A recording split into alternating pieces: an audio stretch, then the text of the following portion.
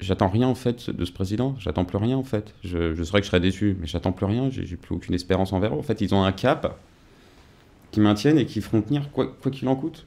Quel que soit le nombre de morts qu'il y a à côté, c'est pas grave, ils continueront leur cap. Et chez nous, pour l'hôpital en tout cas, parce que je peux témoigner de ce qui se passe à l'hôpital, le nerf de la guerre actuellement, c'est les lits.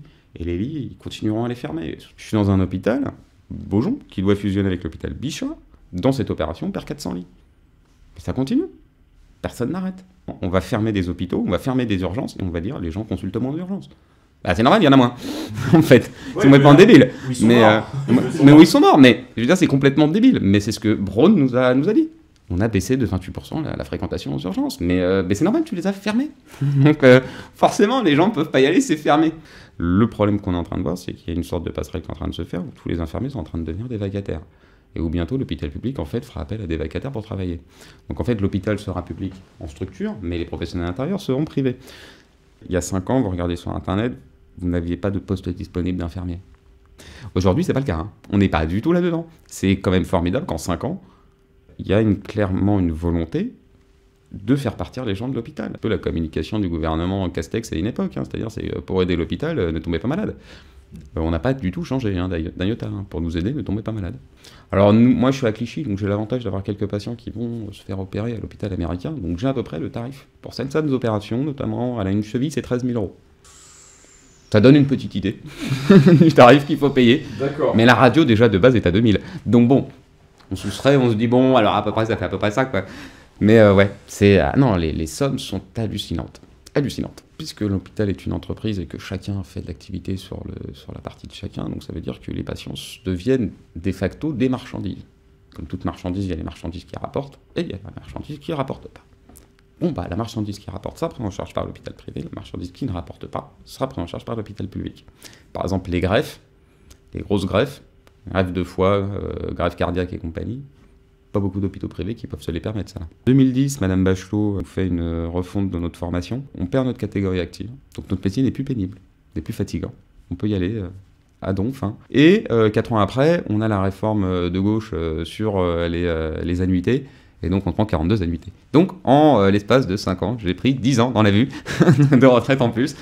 On avait une éducation marche ou crève. Moi, la première fois que je me suis pris un coup dans les urgences, on m'a dit très clairement c'est le métier qui rentre. Mais en plus, ça ne me choquait pas. C'est-à-dire, c'est que, limite, j'avais compris que, voilà, bon, bah, ça sera un métier où je vais me faire cracher dessus, taper, mais voilà, c'est mon choix, quoi. Donc, non, oui, j'ai vu le système tomber année après année, s'aggraver, et en fait, je le vois encore s'aggraver de plus en plus année après année. Les gens vont sur Internet, font Doctissimo. Ah, Doctissimo, il est bête et discipliné, hein. Il pose une question qui est fatale, généralement, à chacun. Ils disent, est-ce que vous avez déjà eu un rendez-vous avec ce médecin? Si vous mettez non, ne créera pas de nouveaux rendez-vous parce que quasiment tous les médecins sont overbookés.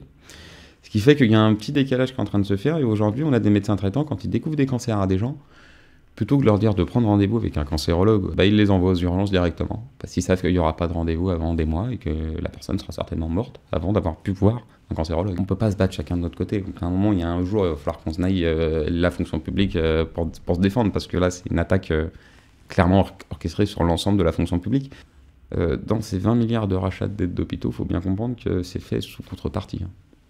Et la contrepartie, c'est soit le virage ambulatoire, donc pas de lit ouvert la nuit, ou avec partenariat public-privé, les patients seraient opérés à l'hôpital, iraient dans une chambre d'hôtel avec leur accompagnant qui lui paierait sa chambre qui n'est pas remboursée par la Sécu. Le patient a sa chambre remboursée par la Sécu. Donc ça veut dire que l'hôtel hospitalier en réalité n'a rien d'hospitalier, hein, c'est juste que c'est l'hôpital public qui va payer. En réalité, enfin c'est la Sécu qui paiera. Donc un hébergement, et pas du tout un soin hospitalier.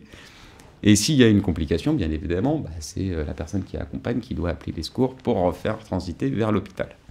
Ça, c'est le monde de demain. C'est ce qu'ils vont nous préparer, c'est ce qu'ils sont en train de faire sur tous les plans. Le GH Nord, c'est à peu près ça. Ils sont en train de chercher avec quel hôtel ils vont pouvoir s'allier pour créer des lits. Et on est là-dedans, ça c'est le virage ambulatoire. C'est un peu ce qu'on fait quand on veut détruire un service public. Enfin, je peux reprendre la Poste, mais comme on a détruit la Poste, on les a ruinés. On a dit qu'ils étaient incapables de fonctionner. On a dit c'est trop long pour fonctionner. Et au final, c'est nous qui avons dit il faut privatiser parce que ça devient insupportable. Demain, ce sera la même chose avec l'hôpital. Les Anglais l'ont fait avant nous, ça s'appelait Thatcher. Ce qu'on est en train de faire, ça s'appelle juste du Thatcherisme. Ça n'a rien de nouveau, c'est pas une découverte en soi. Et c'est les techniques, elles sont connues. On sait comment ça commence, on sait comment ça se finit. Et on sait quel est le discours en face de nous. C'est pour ça, je veux dire, attendre, discuter, ça sert à rien, normalement. On sait ce qu'ils veulent. Et ils s'en cachent même pas, en fait. Et ce gouvernement-là a un vrai problème avec les services publics. Il faut bien se rendre compte qu'on a quand même des centaines de personnes qui sont payées pour penser et compagnie, qui sont des spécialistes de certains ministères depuis plus de 30 ans. On va demander à des petits jeunes de McKinsey de nous expliquer la vie. C'est juste McKinsey, c'est aussi le symbole de dire que tout ce qui vient du public, on s'en fout. On préférera payer des sociétés privées qui nous diront comment marche le public. L'État s'en fout, il continue son cap de toute manière. Donc au bout d'un moment, soit on arrête l'État dans ce qu'il est en train de faire, qui est très clairement une destruction organisée des institutions qu'il est censé lui-même protéger. Soit, très clairement, il n'y aura plus d'institution qui tiendra debout, ou en tout cas les gens iront vers le système privé. Alors quand on voit combien on paye d'impôts, c'est là où il va nous avoir, parce que de toute manière il va baisser les impôts. Il faut bien que les gens se rendent compte, c'est-à-dire c'est qu'on peut baisser les impôts, il n'y a pas de souci. Hein. Et comme je dis, si demain c'est du chacun pour soi, on a quasiment plus d'impôts comme aux États-Unis, c'est 3 000 € l'AREA. Qui peut payer 3 000 € l'AREA? Si cette vidéo vous a plu, n'hésitez pas à la partager, à la diffuser massivement autour de vous. Vous êtes sur Civitio, une chaîne d'information indépendante. Abonnez-vous les amis. À partir de 1 €, vous pouvez nous soutenir sur notre plateforme Utip.